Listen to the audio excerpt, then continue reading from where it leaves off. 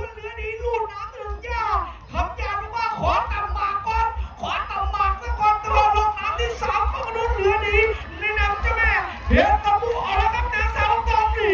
นางสาวตองหนีนางสาวตองหนีนางสาวตองหนีเจ้าแม่เพชรคำพูเข้าเส้นชัยขอบคุณนักกีฬาทั้ง3ลำครับเอาฟอนแม่ฟอนแม่คำยาฟอน